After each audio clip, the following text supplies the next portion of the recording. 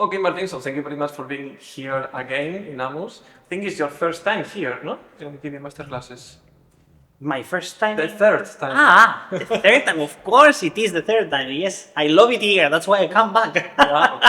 Nice That's to hear. why. Yeah, it's very nice to be here. Yeah. Connecting with young piano students, what do you see in today's piano students?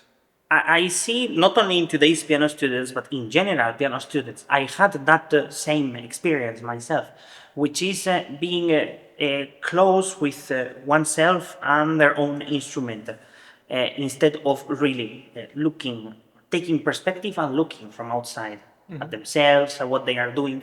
And sometimes just by taking some distance, everything improves immediately. And that distance is what I miss also in myself. I try to do it for myself. Whatever I say to them, I say to myself every day too. And that's something that I always think that helps everyone if they do it on a daily basis. Martin, I think many people know you because of your success in Cleveland competition, of course, Chopin competition. How your life would have been if you had not been successful in these competitions? How my life would have been? That's a very difficult question. I mean.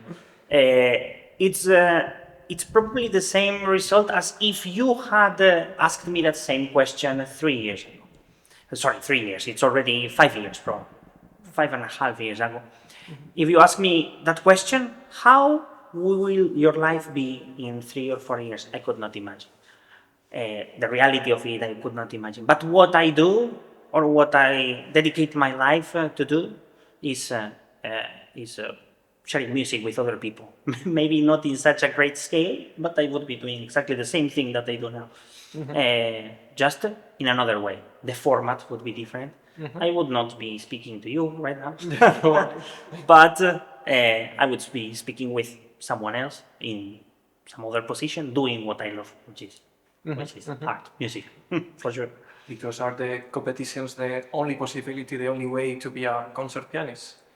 Nowadays, that's a difficult question to answer as well, because it seems like competitions are a requirement, mostly. Many of concert presenters will take a competition winner before they take someone who is not a competition winner. But there is always a but, which is you have other ways to make that a success. Those other ways are less obvious, but there are many of them.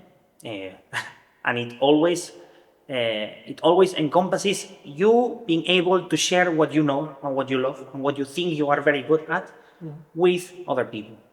And that's quite difficult sometimes. Competition is a way, it's a fantastic way nowadays, but there are others. For example, one example is social media. I do that there too. I know some pianists who have done that instead of going to competitions. They have made it other ways. And the value of what they do is exactly the same. You mentioned social media. How do you see classical music in social media at this moment? Actually, it's quite interesting. That's how I use social media, actually. Everyone who I follow, almost everyone, is related to the world of classical music. It's a lot of fun to see that you can have fun with the idiosyncratic world that we move ourselves in, which is jokes sometimes even, but sort of vlogs as well work. It's very interesting for people to see what classical musicians do in their daily lives. They think we are strange people. We are not. We are just normal people who... Okay, we are strange in our own interesting ways, but we are understandable. So, it's actually interesting to see it in social media. Because also you're doing interviews on your YouTube channel, no? So you are preparing some Yes, interviews to people. that's nice. And why did you decide to start these interviews? To be honest, because I see I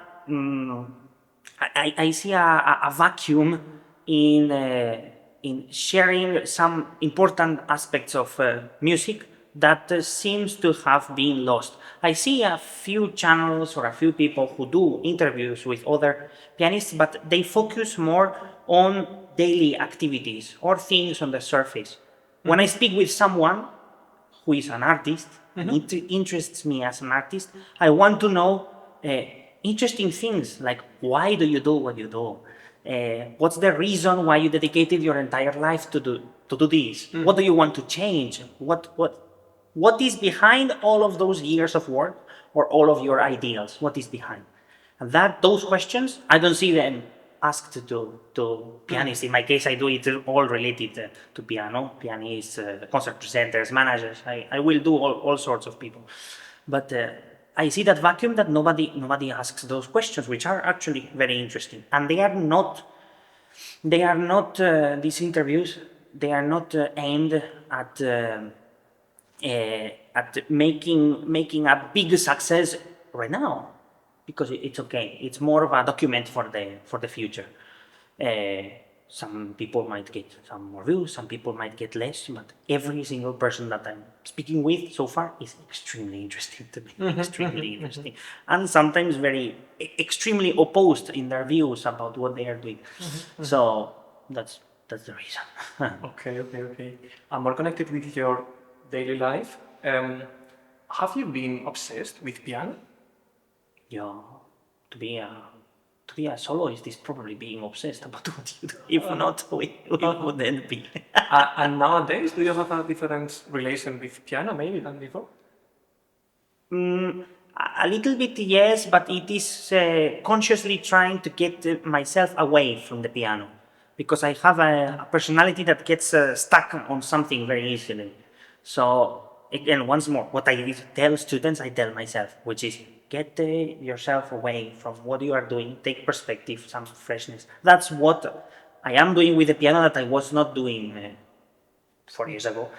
And it really works. But I have many days, very often, in which I'm really stuck in front of the piano, trying to get something that I don't know how to get. I'm just there, stuck, until I get it. Sometimes I get it by chance, sometimes I get it by getting away from it, and sometimes I get it by working on it, and I get it. Yeah, I'm obsessed. Okay. But apart of enjoying playing piano, which I know that you do a lot, what other things in life do you enjoy doing?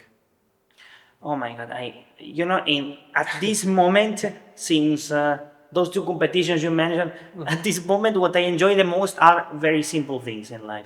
That's the things I enjoy the most, not nothing fancy.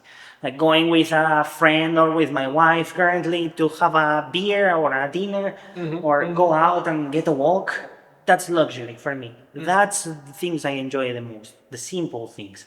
Wake up in the morning and maybe think about something that is not related to music. That's a luxury to me. And sometimes it feels very good, just because I don't do it every day. Those kind of luxuries. But I love cars, for example. Cars in general. I love the world of motor racing. I love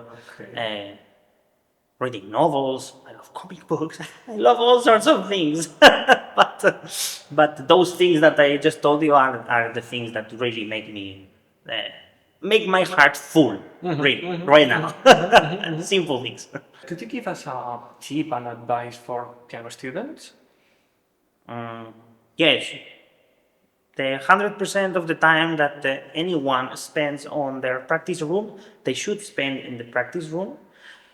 50% of the time. The other 50%, they should spend somewhere else, probably.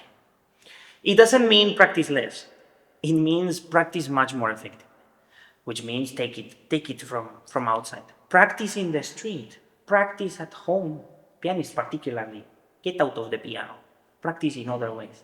Get acquainted with the music, not only by moving your fingers, which is very necessary. I still practice some days 6-7 hours. I do it. But there are other ways of getting acquainted with music, not only physically, but get in touch with the music again like you love it, not just as a repetition or a routine. That I would say. Otherwise, enjoy yourselves. Okay, so thank you so much, and we hope to see you here again. Hopefully so. Thank you. Thank you.